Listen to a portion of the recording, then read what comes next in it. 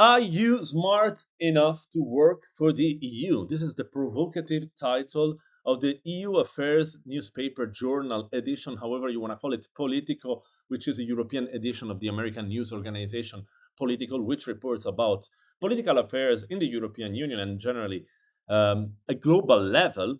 Very interesting and provocative. And I thought I would read with everyone who's willing to follow and to see what happens at the end of this article. I would read it because at the end of it, there is an interesting test. There is an actual test which scores how smart you are if you want to work for the EU. Basically, if you're smart enough to work for the EU. Uh, it may resemble like an actual EU test, and this is particularly interesting because recently, I think last week, a new AD level competition was released, and so essentially, this is what the article is saying, that the EU's elite recruitment competition opens Thursday. So it was Thursday of last week for the first time in 7 years. By the way, this is not true. It's not the first time in 7 years. But let's go back. And first of all, let's introduce myself. My name is Federich. If you don't follow me, this is my channel. And here I share my journey as an international lawyer. I'm based in Brussels, but I worked as a lawyer across Europe for the last 15 years.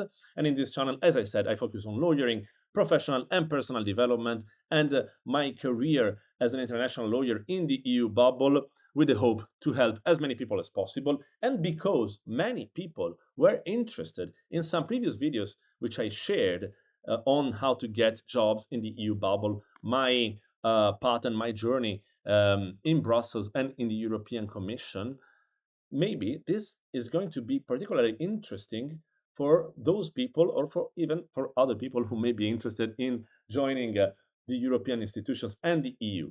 So this article is actually about working for the EU, meaning the EU institutions. And in fact, as you see, it will say, take our test and see if you've got what it takes to get a job in the institutions. So they should actually provide a, let's say, similar or like a mock test, if you will, about, we'll see it in a second, which is similar to the tests that the EU institutions essentially carry out in order to select the candidates for EU institutions related jobs. And as you may see, there is a disclaimer, interesting. The actual tests contain verbal, numerical, abstract reasoning, skills questions, so problems related to words, numbers, and diagrams. And that is indeed an important part of the tests to become EU officials. And digital skills questions. That must be something new in the recently released competition. I'm not aware of it.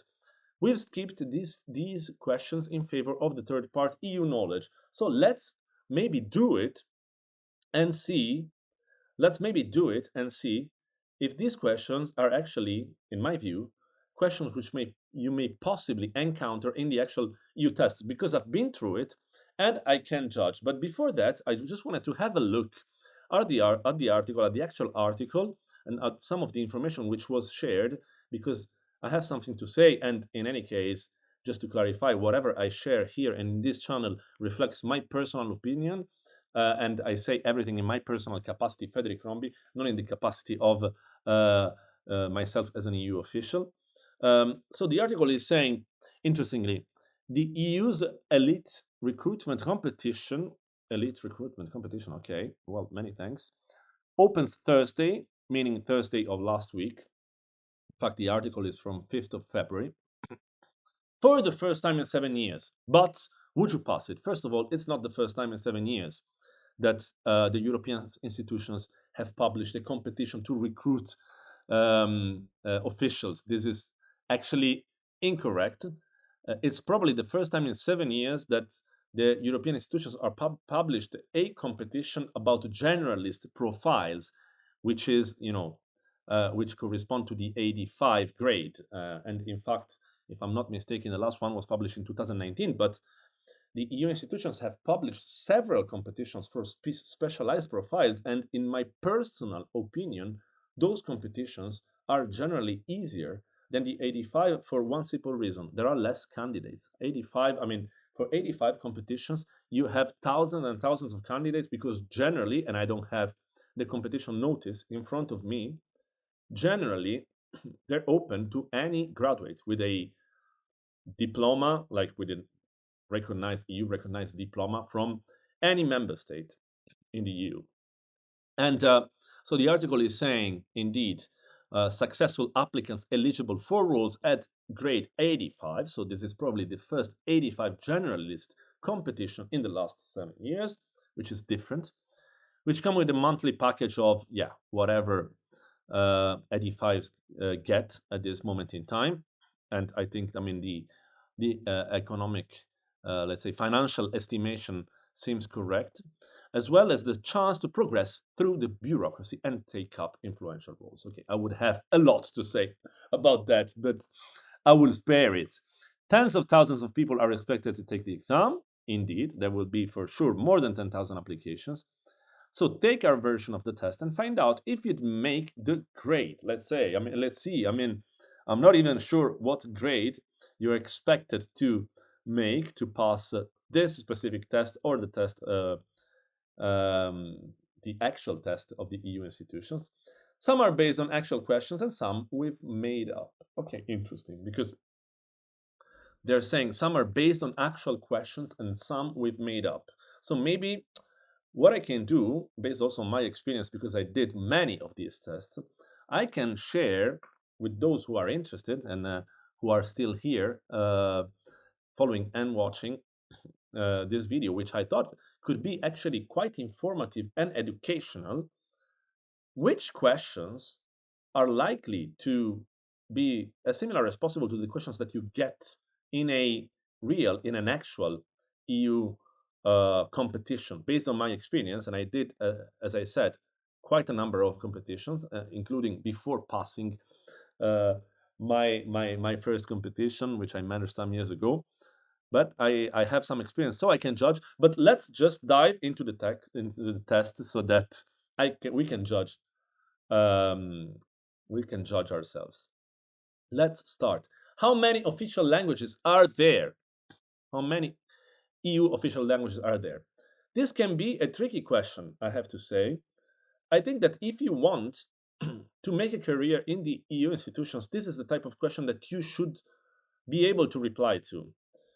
And this is actually a question that you are likely to get in this type of test. This type of test, because it's important to know how many official languages are there in the EU. It's important to know also how many member states are there in the EU, and maybe about member states that comes a bit easier because the number is much more widely known, so to say, and especially when the UK left, we many people know that we became 27 member states, like we were 28. Now there's 27 member states, but the official languages are not 27 because you may know that, well, of course, um, certain languages are spoken across different member states, right? And in some member states, you speak more than one language. Bottom line, the response here is 24. I'm very convinced of this. So let's move on. But indeed, this is one of those questions that you are supposed to know if you want to become an EU official. So the question was correct, and I'm surprised to see that only 64% of the people knew the response. In which of these Dutch cities was an EU treaty not signed? That's also, I think, a type of question that you can get in the actual EPSO competitions or EU competitions, or however you want to call them. Um, it's important, I think, because, for instance, the Maastricht Treaty is one of the most important treaties which was ever signed in relation to the EU institutions, and so was also the Amsterdam Treaty. These are some of the most important treaties which were signed, which affected somehow the European framework and established many, important principles within the EU institutional framework. And if I'm not mistaken, there was also some important treaties, or like which was signed in The Hague. affecting foreign policies issues, which now I can't recall. So I would be very convinced in saying that Rotterdam is the, and I was right, 53% only. Got it. Okay, how much is the plat du jour at the canteen of the European Parliament's Altiero Spinelli building? Okay, I think that it would be useful to know that there is a Altiero Spinelli building at the European Parliament, and also who Altiero Spinelli is. But I don't think that they will ask you how much is the plat du jour at the canteen in the European Parliament. I actually exclude it. You would never be asked this question in the context of a EU competition. So don't worry if you manage to go to any EU canteen or to the canteen in the European Parliament's Altiero Spinelli building. Maybe you will discover, based on my experience with canteens in the EU bubble, I would say 850. Well, that was the correct answer. So let's move on. When did Spain join the EU? Indeed, you're gonna get for sure this sort of question. Like, regardless of whether it's Spain or another member state of the EU, this is the type of question that you may encounter in a EU related assessment test when it comes, of course, to EU knowledge and knowledge about the EU policies and institutions, which is normally what an 85 competition is about. And I can also elaborate a bit more about, you know, all the questions and all the type of tests that you may encounter in these exams. But okay, let's focus on the EU knowledge. For sure, you may get questions about um, when a certain country joined the EU, or whether for instance, in how many countries joined in this or that year, and like because for instance, in 2004 there was a huge enlargement, right, and many countries joined, and there you are supposed to know, I think, like how many countries joined and who joined. When it comes to Spain, uh, to be frank, I would have said it was 85, but because of that, I will go with 86. And yeah, I was also quite convinced about that. So that was correct. And also, when it comes to this question, I think this is a very realistic question. Which two institutions have EU budgetary authority? I think these are again questions that you should know. I mean, these are EU institutional questions, EU policy questions. I mean, it's something that you find in the EU treaties. Maybe it can be quite specific, but not even too much when it comes to the functioning of the main EU institutions. And there are only, so to say, 7 EU institutions. So I think it's important to know which institutions are responsible, for instance, for the legislative processes, for the budgetary questions, for the budgetary matters, and so on and so forth. And when it comes to budget, I am also quite convinced, although the European Commission also has some, let's say, a role when it comes to the budget, but the two institutions that have EU budgetary authority are the European Parliament and the Council of the European Union. And I'm surprised that only 46% of people know it. Okay, this question is a bit more tricky in my view. What is the name of the EU agency that deals with intellectual property rights relating to plants? Yeah, you may get questions about the name of an agency or like the location of an EU agency. I remember seeing some of these questions about, for instance, the location of the agency. Where is a certain agency located in my previous tests? So for sure, this is something that you may encounter. And the name, I think, even more, because you are supposed to know what agencies are there in the EU's institutional framework, right? I mean, you're supposed to know what agencies exist if you want to work for the EU. And there are so many agencies that sometimes it's difficult. But because okay, there maybe I have an added value, because when you start working in the EU, I have a an advantage, so to say.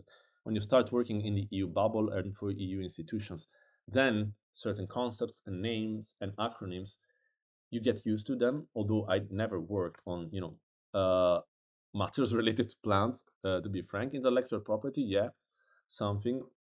Um, and in this case, I will go with Community Plant Variety Office. And that was the correct one, despite only 21%. Okay, when did euro banknotes and coins come into circulation? This one, I think, for people like my age, is relatively easy because I remember when euro banknotes and coins came into circulation in Italy. I was a kid, and it was the year that I got my high school diploma, 2002. I clearly remember that. So maybe you don't have such an advantage, but that is something that you're supposed to know. I think even though EU monetary policy is a delicate matter, and normally it's the ECB, the European Central Bank, which is the institution responsible for the EU monetary policy. But that's something that you should know for sure. Yes. So 31%, only 31% of people.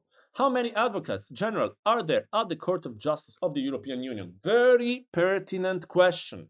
Very pertinent question, especially for lawyers like me. And if I get it wrong, I will be very ashamed. I'm not even sure that I'm going to publish this video. No, but I think I have to publish because now I've been recording for almost 17 minutes. So I can't go back, and I don't want to record a new one. So you may be inclined to think that there are 27 advocates general because there are 27 member states, right? But that is not the correct answer, and that I remember it clearly, um, because there are for sure 27 judges. Then okay, there are the numbers are different between the Court of Justice and the so-called General Court, the different tribunals of the EU courts, of the Luxembourg courts. But for Advocate General, the number is different. And I remember it, uh, I remember, reading about it. If I'm not mistaken, either in the treaties or maybe in the statutes of the Court of Justice, which is something that I certainly read during the preparation of my EU exams. And I will go with 11. I'm quite convinced, although I'm in doubt with 17. No, but it's 11. I'm convinced. So it was the correct one. And then let's see. We are almost there, and I didn't make any mistakes so far. So let's see if I manage to complete it without any mistake. Then would confirm that I can work like as an EU official, which is basically what I do. There have been 4 presidents of the European Council. How many of those were ex-prime ministers of Belgium? Okay, I think again this is one of those questions where working for the EU institutions and living in Brussels, where I lived for now 11 years of my life, for the last 8 years, um, plays quite a role, especially because the European Council as an institution is was established quite recently. It was established in 2009, the Treaty of Lisbon, and it's that institution that gives the impetus, let's say, to the EU, to the EU's action. You have the heads of states and the governments of the EU, of the 27 member states, and then you have a president of the European Council, right? Or you also have the president of the European Commission, but you have a president of the European Council. And so, of course, you know that there have been 4 presidents of the European Council because, as I said, it's quite recent, and we are in 2026, so we are at our fourth mandate. And I also know that yes, the first president of the European Council was a Belgian,